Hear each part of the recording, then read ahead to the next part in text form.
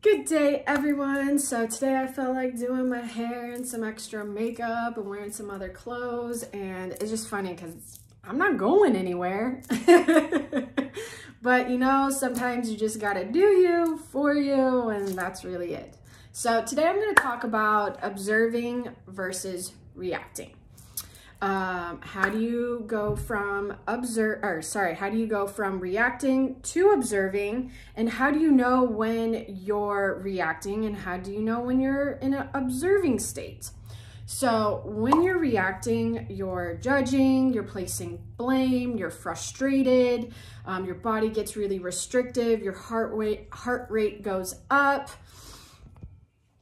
and you're just more in this very restrictive state, and you feel like something's happening to you. When you're observing, you're more in this open, your body feels open and relaxed, your heart rate doesn't change, you're more in allowance, you're like in this feeling of it is what it is, and you're simply just embracing the present moment that it's happening for you and not to you. So a great example is, you know, say you're driving and someone cuts in front of you and you're like, oh my God, blah, blah, blah, blah, blah, honk, honk, honk, honk. And you know, you just have this overwhelming feeling of being frustrated with what the person did to you. And then you can be in the same situation, you're driving and someone cuts in front of you and you're like, okay, well, they're obviously in a rush today. They need to get somewhere, or, you know, who knows? Maybe they, you know, you don't know. So you just slow down, allow them in, and you just embrace, that, you know, is what it is. And I'm not reacting and perceiving as this is happening to me. So, do I want to say anything else to that? Give me a second.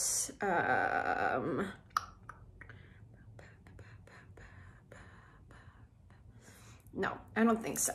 So how do you know, or how can you get from a reactive state to being able to observe and then just embrace the situation or the person?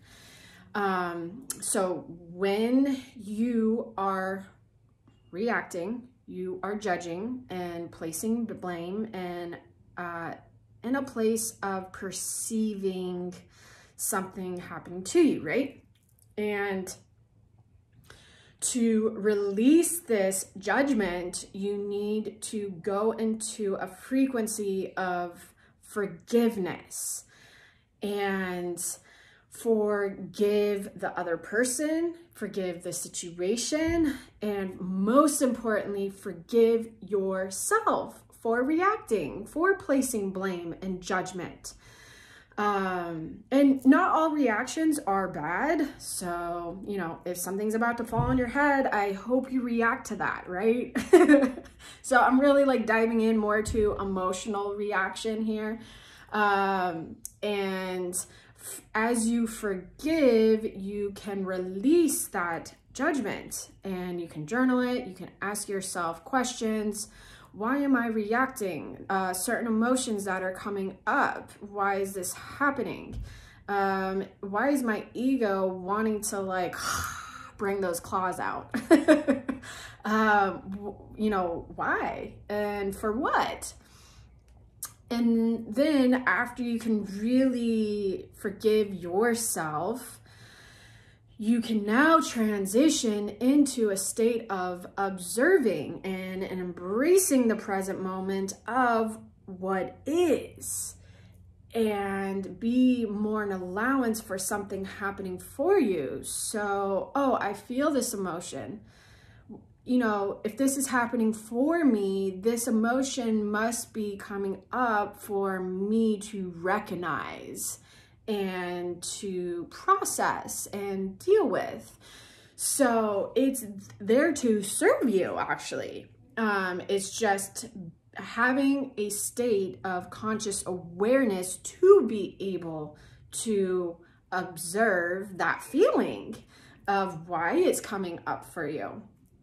Then as you can go deeper into observing, you can really go into this place of giving and receiving as one, and that things are really working for your greater good. And you know, you never really know why something may have happened until like later on down the road, and you're like, oh my gosh, like if it would have gone the other way, this would have happened, or this could have happened, but it happened this way, which I was really irked about, and now, you know, it's really helped me down the road. Like, you never know. And I think overall, if it's in particular to a person, they're really there to serve you and help you process certain emotions that you may not be realizing, and they're mirroring that back to you. And it's just having that recognition of, okay, this is actually about me and how I'm responding and how I choose to respond. So in the book, Course of Love, and this is not just like a self-help book. Like if you're really interested in this, this will absolutely change your life. So it's not just a simple self-love book. Let me tell you, it's not. So some of the things they talked about, and how do you know if you are observing? So you are observing when you're in a state of receiving. And that's why I kind of briefly mentioned, you know, giving and receiving as one, because when you are in a state of receiving, you're in such a flow state of able to let things come to you instead of trying to force things to happen, you know, to make it happen. And it's very like this forceful action that kind of goes in even deeper into manifesting and whatnot, but I'm not going to go there today. But you're really just in this receiving. And when you can be in this flow state of receiving, you realize it's really giving and receiving as one. And when you're in this observation, it's the active state of reception. So observation is the active state of reception. I hope that makes sense. I wish I could like talk to people. But for me, it's like, oh yes, that makes so much sense. And it allows you to go deeper, it being in this active state of receiving to then being in this receiving and giving as one. When you're in a state, or how do you know when you're in a state of reaction? Usually it's ego coming up and those claws coming out, and you realize you're holding on to an illusion, a fear, or a false limiting belief. You feel someone or something has more than you, and there's a deep core illusion of dissatisfaction within yourself. And that is going to be really triggering for people, because yes, it's deep down within yourself that you have this dissatisfaction. And if you can really dive deep into that and ask yourself, you know, why do I feel this way? And not allow your ego to maneuver and really come from a place of heart and unity, you will find that answer.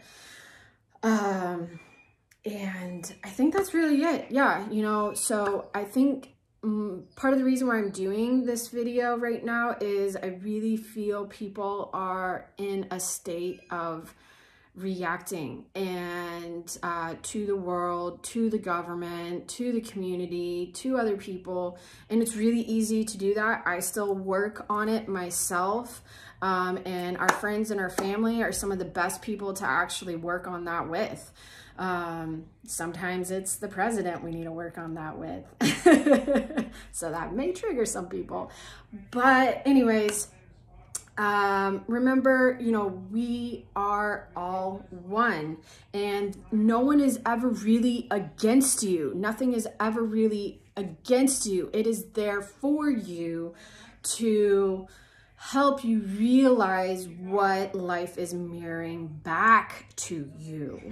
And there is no lack or gain. It's this state of being receiving and giving as one. And when you can really, really be in that state of embrace, all those fears and illusions and false limiting beliefs just like drift away, and it's very peaceful and being in this flow and allowance and relaxation.